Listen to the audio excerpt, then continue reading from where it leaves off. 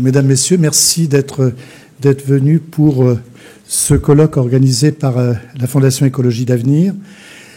Colloque consacré à un problème, on peut dire, d'actualité, puisque aujourd'hui il en est question au Parlement, à l'Assemblée nationale.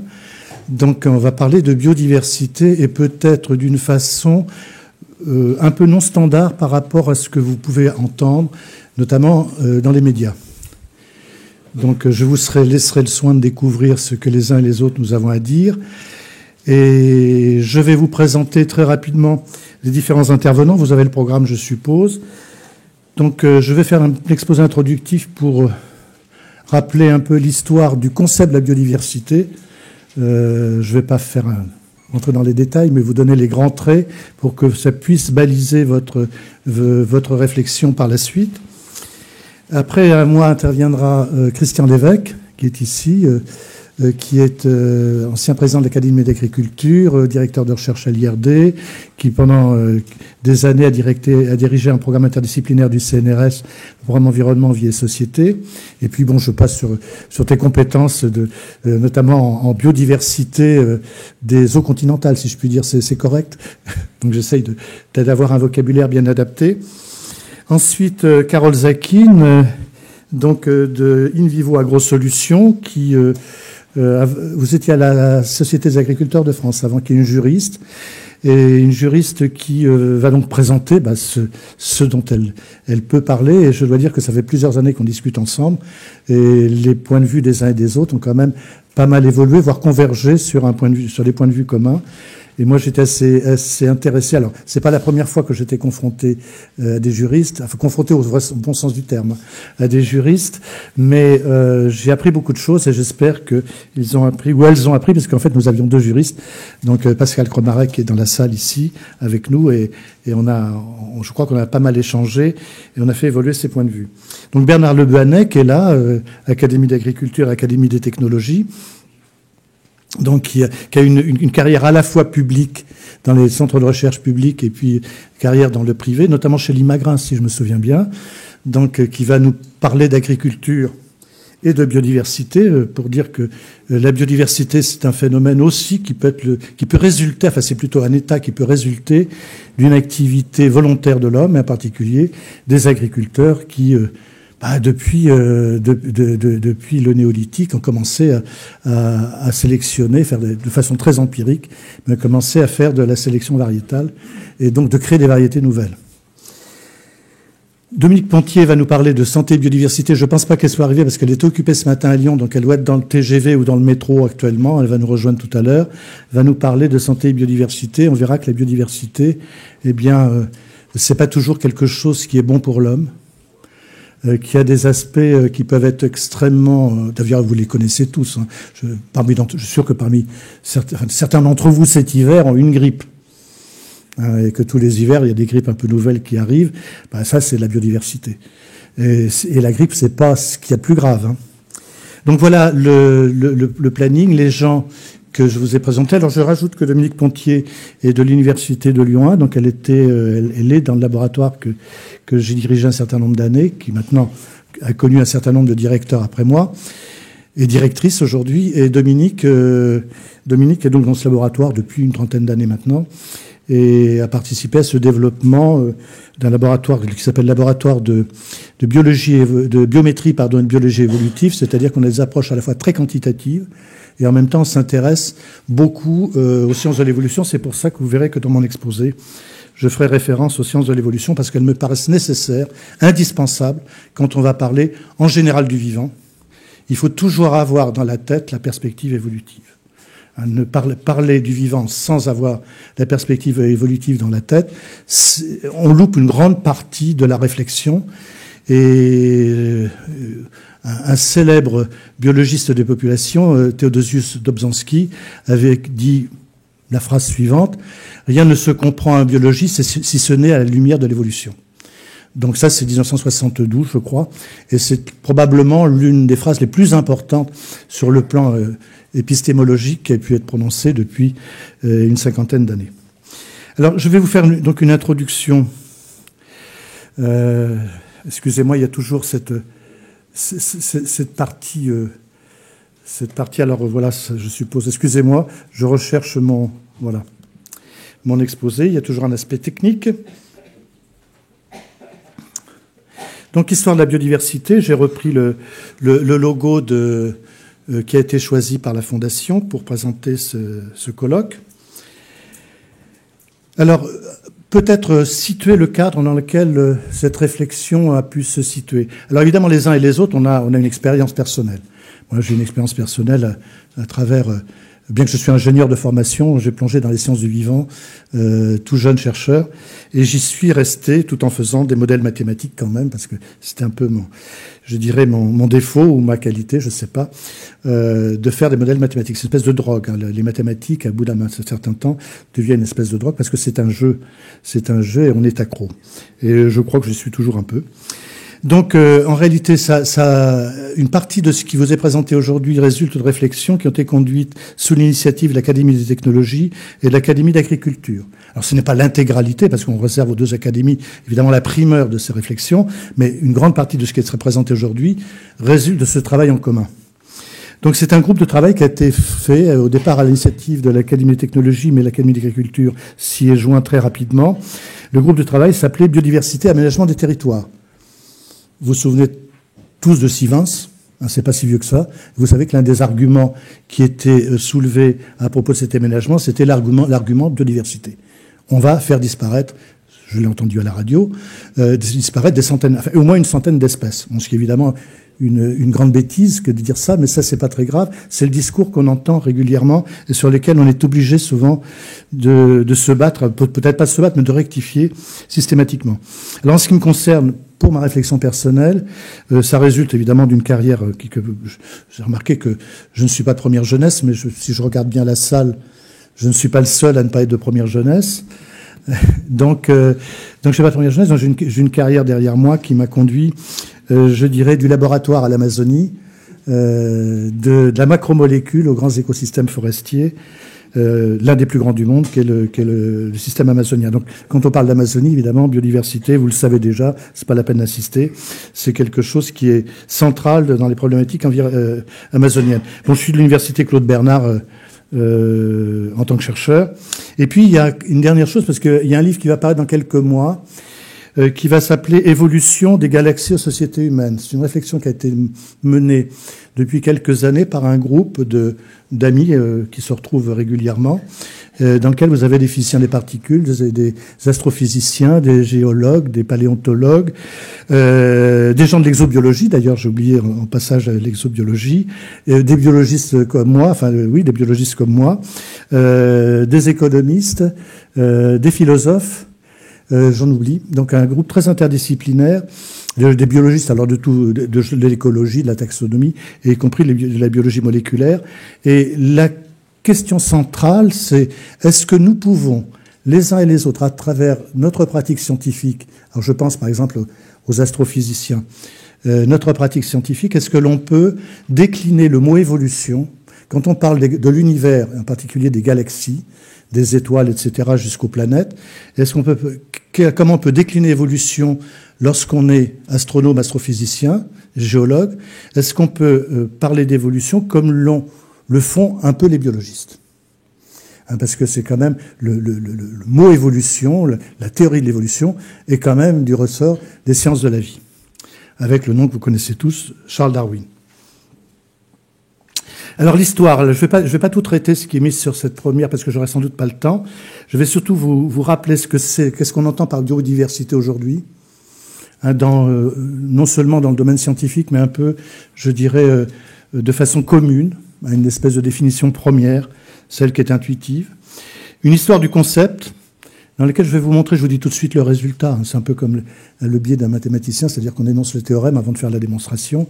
Mais on est parti au départ d'un concept qui semblait extrêmement solide, scientifiquement très intéressant et très porteur d'idées nouvelles, pour arriver aujourd'hui à une espèce de truc, on sait peu très bien à quoi ça ressemble. Alors nous, on parle avec des collègues, soit de concepts éclatés. Alors c'est un côté des choses, c'est-à-dire qu'on en parle un peu partout. Qui ne parle pas entendu parler de biodiversité Et puis, d'autre part, de concepts gluants, c'est-à-dire vous mettez la main dedans, puis vous savez plus très bien comment vous allez faire pour vous en sortir. Donc c'est un peu cette idée qui m'est apparue récemment, qui est rejointe par un certain nombre de copains philosophes. Alors, si j'ai le temps, je vous parlerai de la longue histoire des êtres vivants sur la planète, mais ça, je n'aurai probablement pas le temps de le faire. Alors, qu'est-ce que c'est que la biodiversité ? Alors, je pense que les uns et les autres, vous en avez une perception dite immédiate. Il suffit de sortir, de mettre le nez dehors, même en ville. Hein, c'est même pas la peine d'aller à la campagne. Alors, si vous allez à la campagne, c'est encore pire. Puis si vous allez en Amazonie, alors là, n'en parlons pas. Donc, vous voyez tout de suite qu'autour de vous, il y a des êtres vivants, des plantes, des animaux, etc. Et que ces animaux, ils sont différents. Ils sont très différents. C'est ça, c'est que la vie a engendré, et engendre toujours d'ailleurs, une grande diversité de formes, de comportements, de structures et de fonctionnements. Donc ça, c'est une chose qui est, à mon avis, je sais pas, vous pourrez me dire le contraire éventuellement tout à l'heure, c'est à mon avis une perception qu'on peut appeler la perception immédiate. Il suffit de se promener. En venant, on a croisé un chien, un pigeon, des humains bien sûr, c'est des arbres. C'est la diversité urbaine. Et encore, on n'a pas regardé de très près parce qu'on aurait vu de l'herbe quand même entre les pavés. On aurait vu alors les microbes, n'en parlons pas. On peut pas les voir, mais ils sont là. Donc ça, c'est la perception qu'on a immédiatement. Alors ça, c'est une des propriétés essentielles du vivant, par essence, au sens profond du terme. C'est-à-dire que si le vivant avait été incapable d'engendrer de la variabilité, on parlait classiquement de variabilité avant de parler de diversité, donc de fabriquer des êtres vivants tous différents, je dis bien tous différents les uns des autres. Vos enfants ne sont pas des copies conformes de vous-même. Hein. Même des jumeaux, j'ai des petits-fils qui sont des jumeaux homozygotes, je peux vous assurer que un peu d'entraînement, mais au bout d'un certain entraînement, on arrive à les reconnaître, y compris sur des caractères physiques. Donc en fait, la vie engendre de la diversité. Et si la vie n'avait pas eu cette propriété qui est apparue, probablement très très tôt dans les premiers êtres vivants, si elle n'avait pas eu cette propriété de se diversifier, elle n'aurait pas continué, c'est-à-dire qu'elle se serait éteinte à peine apparue. Et je crois que la chose essentielle, c'est que la diversification est une propriété importante et extrêmement active. Les processus de diversification sont extrêmement actifs. On vous dit qu'il faut quelquefois des dizaines ou des centaines de milliers d'années pour créer des espèces nouvelles. C'est pas vrai. C'est pas vrai. Et là, on a des exemples récents. J'aurai pas le temps de vous raconter, mais peut-être certains d'entre vous autour d'un verre à la fin de cette réunion, je pourrais vous raconter, par exemple, l'extraordinaire aventure du moustique du métro de Londres, qui est quand même une chose tout à fait étonnante qui est arrivée au tournant du XXe siècle. Alors, dès les années 90, quand on a commencé à parler de biodiversité, on a dit la biodiversité, elle est vraie. Du gène, quand on commençait à séquencer à l'époque, ça va du gène jusqu'à l'écosystème. Et peut-être même à la biosphère, parce que je ne désespère pas que dans un avenir pas trop lointain, on découvre d'autres biosphères dans notre univers. Très probablement d'ailleurs. Donc à la fois c'est quelque chose de très important, mais en même temps, vous le comprenez, c'est une difficulté considérable, parce que c'est commode quand on a des invariants très forts, parce qu'on peut se placer par rapport à ces invariants et regarder les écarts par rapport aux invariants. On a eu du mal à trouver des invariants dans les sciences de la vie. Alors pendant longtemps, on a pensé que les séquences nucléotidiques, le vocabulaire de base du génome était un vocabulaire qui était invariant. Et on s'est aperçu plus tard que c'est pas tout à fait vrai. Même de façon naturelle, c'est pas invariant. Et on a créé des nouveaux génomes avec un nouveau vocabulaire, et ça marche. Donc ça veut dire que la solution que nous avons qui est apparue au cours des 4 milliards d'années à peu près d'évolution, eh bien, c'est pas la seule. Et probablement, si on cherche bien, on en trouvera d'autres. Donc le problème, ça a été de décrire, ça a été de comprendre, et puis ça a été d'évaluer. Et c'est toujours d'évaluer. Et ça, on reviendra là-dessus, parce que les évaluations, c'est une chose qu'on sait très peu faire, on sait très mal faire. Et je suis effaré quand je vois toujours des quantités affichées, à droite, à gauche, tant d'espèces de machins, tant d'espèces de trucs, tant d'espèces qui disparaissent en quelques minutes. Enfin, le dernier truc que vous pouvez voir, y compris sur... Là, je vais peut-être faire un peu de polémique, mais vous pouvez voir au détour de quelques lectures sur des sites internet, une espèce qui disparaît toutes les 20 minutes. C'est complètement aberrant. Ça, c'est exactement le genre de données qui est complètement aberrante. Il suffit de faire des règles de 3. Hein. Ça, c'est une chose que je défends toujours devant mes étudiants. Je leur apprends la règle de 3. Avec la règle de 3, vous faites des tas de vérifications, au moins de la cohérence des discours. Et je pourrais vous en citer plusieurs, mais je n'ai pas le temps de le faire, on le verra plus tard. Alors, l'histoire du concept, les gens essayaient de décrire. La première approche, quand on a quelque chose de très diversifié, on essaie de catégoriser. C'est vrai que tous les individus sont différents, mais il y en a qui se ressemblent plus que d'autres. Donc on peut faire des catégories, qu'on a appelées d'ailleurs très rapidement des espèces. Donc je passerai rapidement. La première classification qui a été proposée, de ce qu'on en sait, une classification rigoureuse, c'était proposée par Aristote. Et puis, la deuxième grande classification, c'est Linné. Alors, entre-temps, bien sûr, les gens ne sont pas croisés les bras, mais il n'y en a pas eu qui ont marqué aussi autant l'histoire de la science que Aristote et Linné. Aristote, c'était l'histoire des animaux et des échelles de la nature. Vous savez, il avait classé les animaux, en gros, les plantes en bas, et puis il avait été remonté, puis évidemment, l'homme était en haut, hein, c'est la classification ascendante, en quelque sorte, avec l'homme au sommet de cette classification. Il n'y avait pas de perspective évolutive, hein, c'était uniquement une classification basée sur l'observation. Des classifications, on en a fait d'autres. Classification taxonomique classique, c'est sur des formes, donc morphologiques, mais maintenant on fait de plus en plus de classifications à partir des séquences de génome. Et c'est très actif, on trouve des choses tout à fait remarquables. Et dans mon labo, on est parmi les premiers au monde à faire ce genre de classification. On a trouvé des résultats tout à fait étonnants. Comment ça marche? Alors là, on peut trouver dans l'histoire de l'humanité, on peut trouver des repères, etc. Et évidemment, le grand repère, c'est Darwin. Le grand repère, c'est la théorie de l'évolution de Darwin. J'ai relu, il n'y a pas encore si longtemps, son ouvrage 1859, la première édition de 1859. Il y a une deuxième édition qui vaut le coup aussi parce que l'introduction est beaucoup plus musclée que dans l'édition de 59, c'est celle de 1862. Donc c'est quand même le grand nom qui a à la fois... il a balayé trois choses. Il a balayé le créationnisme,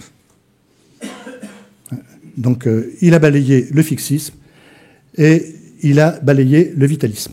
Donc vous voyez que tout de suite, alors que les gens aient eu du mal à accepter tout ça d'un seul coup, ça se comprend un peu. Donc ça a été qu'il y a eu des discussions, que c'était controversé. On le comprend très bien parce que trois changements de paradigme aussi fondamentaux pour cette époque-là, c'était colossal. C'était colossal. Donc on comprend que ça a troublé les gens. Donc faut pas oublier quand même que juste avant, et d'ailleurs Darwin, dans l'édition de 62, il fait référence, c'est l'introduction du transformisme par Lamarck. Et puis ensuite, il y a eu des débats, et notamment en France, malheureusement, ça n'a pas contribué à convaincre les biologistes français d'être évolutionnistes très rapidement.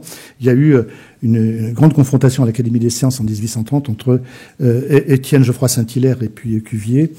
Geoffroy Saint-Hilaire défendant à l'époque les idées transformistes de Lamarck, donc des idées que les choses changeaient dans le temps, contre le fixisme, et malheureusement c'est Cuvier qui a, entre guillemets, gagné cette confrontation, cette controverse. Puis alors après, on a eu, à la suite de Cuvier, Alcide d'Olbigny, qui a fait du catastrophisme. C'était parce qu'ils avaient remarqué, justement, ils avaient un problème, c'est que il y avait des ruptures dans les couches géologiques. Donc il y avait des endroits où il y avait beaucoup moins de fossiles qu'à d'autres endroits. Et à ce moment-là, ils se sont dit, il y a eu des catastrophes.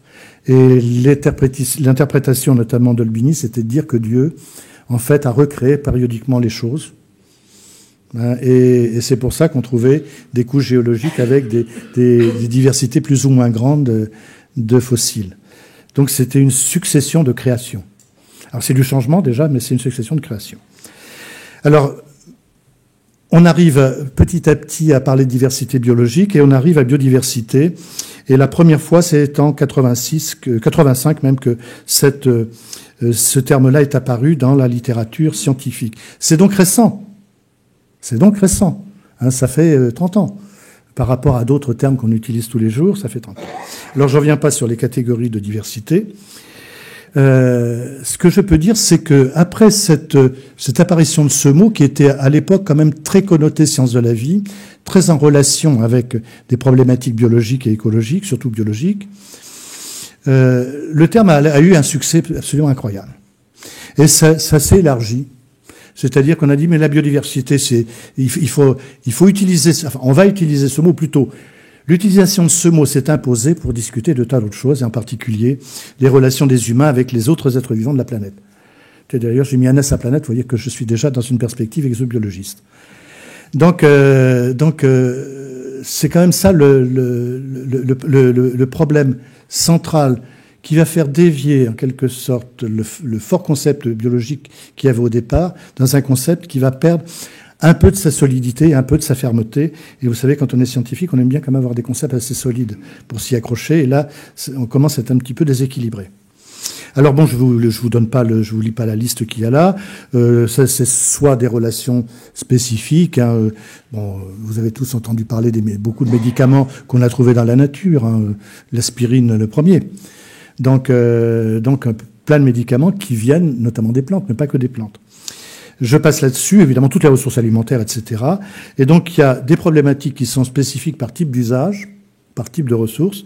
Et puis, vous avez transversalement des grandes problématiques comme l'économie du vivant, bon, qui n'est pas nouvelle, hein, mais qui a un nom maintenant qui s'appelle la bioéconomie. Et puis, il y a plein de dimensions sociologiques, anthropologiques, etc. Donc, le concept...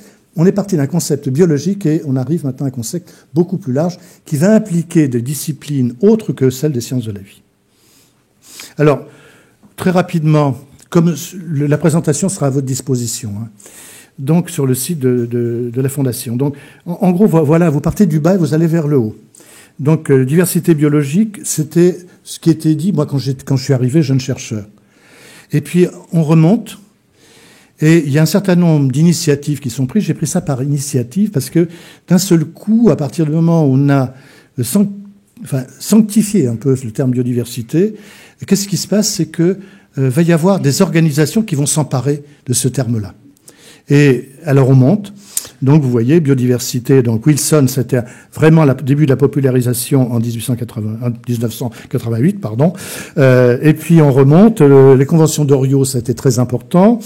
Là, il y a un programme qui est le Programme national dynamique de la biodiversité environnement. Je le cite parce que c'était le premier programme au niveau mondial.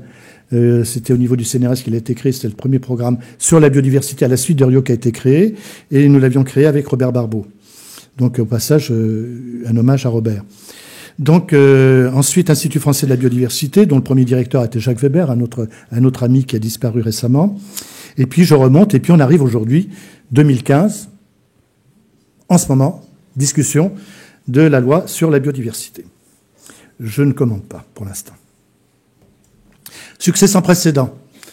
Les citations, les occurrences du mot biodiversité, ou biodiversité, si je prends la version anglaise, donc dans deux grandes revues, Nature, enfin dans deux grands médias, Nature et puis Le Monde. J'ai pris Le Monde, j'ai choisi ça, mais vous pouvez prendre n'importe quel support, vous trouverez quelque chose de voisin. Croissance exponentielle. Donc succès quasiment sans précédent.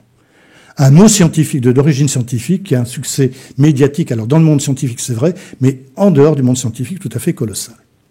Donc ça veut dire que ça recouvre quand même une préoccupation. Un succès comme ça, c'est pas, je dirais par hasard, même si je suis un grand amateur de hasard, hein, c'est pas par hasard, c'est qu'il se passe quelque chose. Il se passe quelque chose. Ce succès n'est pas sans cause. Alors, maintenant, si on regarde sur le plan scientifique, quelle est la structure aujourd'hui de la communauté scientifique qui s'occupe de la biodiversité? Alors là, ne cherchez pas à lire, hein, ça n'a aucun intérêt. Donc au centre, tout ce qui est bleu-violet, surtout violet au centre, c'est tout ce qui relève de l'écologie et des disciplines, je dirais, satellites. Alors satellites, si je centre sur la biodiversité, bien sûr, je ne veux pas dire que les disciplines sont satellites de la biodiversité, de l'écologie, pardon. C'est lorsqu'on s'intéresse à la biodiversité, on s'aperçoit que le discours central, c'est autour de l'écologie. Et ce qui est assez intéressant, c'est que les sciences de la vie, les autres disciplines des sciences de la vie, autres que l'écologie, restent très périphériques. Or, quand on a commencé à parler de diversité, on a beaucoup parlé de diversité génétique. Les généticiens ont été aux premières loges pendant très longtemps. C'est même eux qui ont découvert les premiers grands mécanismes moléculaires, enfin cellulaires et moléculaires. Eh bien, ils participent pas, ils participent très peu à l'étude de la biodiversité en tant que telle et à l'évolution du champ scientifique sur la biodiversité. Alors, ça ne veut pas dire qu'ils en font pas, mais ils n'utilisent pas réellement l'opportunité qu'ils auraient pu saisir. Mais s'ils ne l'ont pas saisi, c'est qu'il y avait d'autres raisons. C'est qu'en gros, l'écologie s'est appropriée la biodiversité. Il faut être clair. Alors, affaiblissement du concept. Qu'est-ce qu'on voit lorsqu'on analyse les discours scientifiques, donc depuis 1990, en fait. Bon, avant, on est encore dans l'apparition de quelque chose. Donc, on a du mal à l'époque. Ça reste quand même très centré sur les sciences de la vie. Alors, ce qu'on voit aujourd'hui, c'est que, alors qu'au départ, il y avait une grande ouverture, parce que paradoxalement, d'un côté, vous avez une espèce d'élargissement, c'est-à-dire tout le monde prend la biodiversité, tout le monde en parle. Et puis, en même temps, quand on regarde sur le plan scientifique, enfin, disons, ce qui transparaît plutôt au niveau des médias du contenu scientifique, c'est la biodiversité est réduite, alors vous avez vu tout le champ considérable déjà dans les sciences de la vie, est réduite à un nombre d'espèces, quelque part, mais en général, on dit un nombre d'espèces. Bon, j'étais très étonné pour prendre un événement récent quand j'ai entendu dire à la radio que par un représentant d'une organisation non gouvernementale, qu'il y avait une centaine d'espèces qui allaient disparaître lorsqu'on allait mettre le barrage de Sivins en eau. Ce qui est évidemment une hérésie totale. Enfin, pas une hérésie, mais, disons-le, une bêtise considérable. Donc, les méthodologies sont très mal. Alors, on compte ce qui disparaît, ça c'est très important, pas ce qui apparaît. Donc, on compte tout le temps négatif. Alors, évidemment, à ce moment-là, c'est clair, hein, vous allez toujours voir, et si vous dites que sur un hectare, il disparaît ou quelques hectares, il disparaît une centaine d'espèces, on peut évidemment parler de grande extinction. Bien sûr, parce qu'à ce moment-là, vous multipliez par le nombre d'hectares et vous avez un nombre d'espèces considérable qui disparaissent à tous les instants à partir du moment où vous bêchez votre jardin. C'est aussi très empreint de termes sur lesquels on pourra revenir. Je pense que Christian y fera allusion. La terminologie est quand même très intéressante. On parle par exemple d'espèces invasives. Les grandes invasions sont pas loin. Les uns sont à notre... On dit les uns ou les uns? Non, les uns. Les uns sont à notre porte. Donc, on a quand même tout cet imaginaire qui est trimballé. Les méthodologies sont très mal calibrées. Je peux en parler en tant que biométricien, je pourrais en dire beaucoup. Les approches sont presque uniquement écologiques. C'était le schéma précédent, c'est-à-dire tout est centré sur l'écologie. Et la vision qui est donnée est une vision fixiste. Alors, vous avez vu tout à l'heure que j'ai dit qu'on a fait un grand progrès avec la théorie de l'évolution. Eh bien, la vision est fixiste. Alors, cela étant, il faut discuter, on n'a pas le temps, hein, mais ceux qui seront intéressés par la discussion, il faut quand même se dire que c'est une vision qui peut être utile, même si au fond on est évolutionniste, ça peut être utile parce que quelquefois les phénomènes sont suffisamment lents que l'on observe pour se dire que ce qu'on observe, ça bouge pas beaucoup. C'est un peu la linéarisation au voisinage d'un point de fonctionnement que font les mathématiciens. Donc par moment de se dire on fixe un peu les choses de façon arbitraire, mais évidemment faut pas être confus dans le vocabulaire. C'est-à-dire, c'est nous qui décidons de ne regarder que certains aspects, que nous fixons les choses par souci de simplification. Mais au fond, tout change tout le temps, au cours du temps. Et puis ensuite, le deuxième grand mouvement, c'est la subjectivation, et j'ai vérifié, pardon, c'est comme ça que ça se dit. Donc, c'est-à-dire qu'on a une opinion sur la biodiversité. Est-ce que vous avez une opinion sur le boson de Higgs? Sauf de dire que Le Monde, le premier numéro de l'apparition hebdomadaire du Monde en 2012, avait dit que ça avait été le grand personnage de l'année. Mais ça mis à part. Par contre, sur la biodiversité, je suis sûr que vous avez tous et tout un avis. Plus ou moins clair, etc., mais vous avez toutes et tous un avis.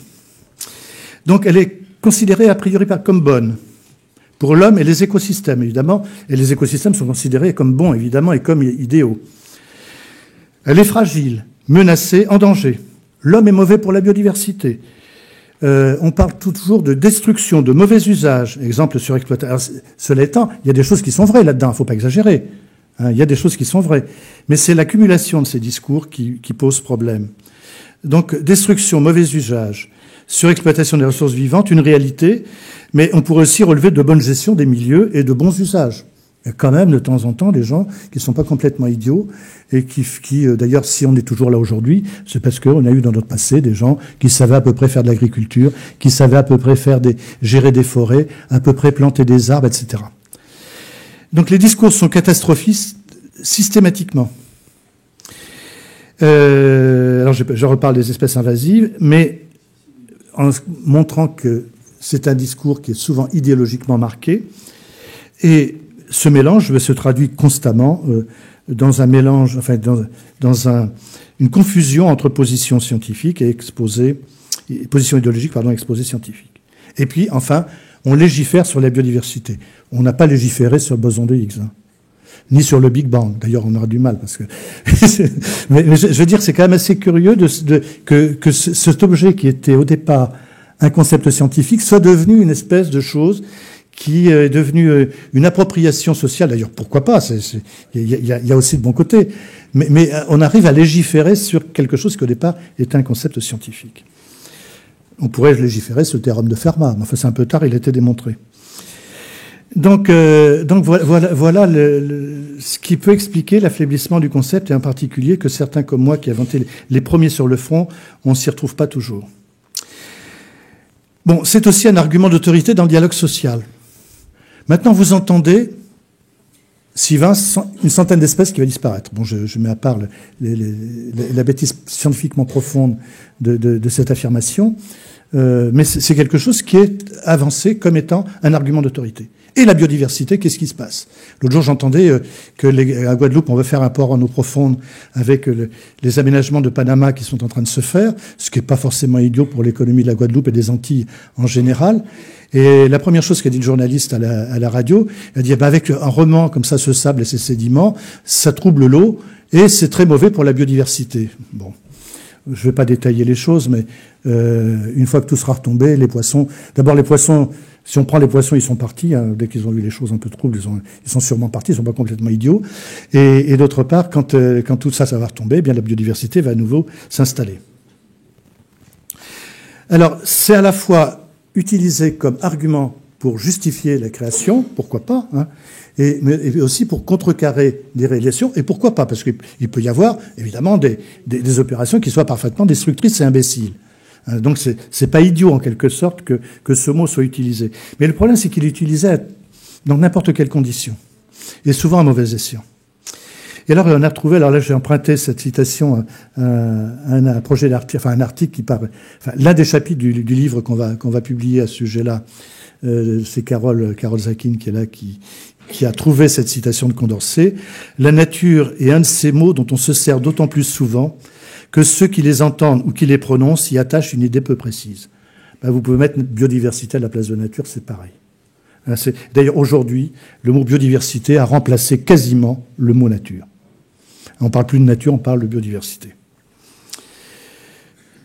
Alors, pour terminer cette partie, voilà à peu près comment s'organise le discours, je veux dire les discours sur la biodiversité. Et en fait, ces discours, ça tourne sur ce tétraèdre. C'est ce que vous entendez à la radio, vous lisez dans les journaux, ça tourne là-dessus.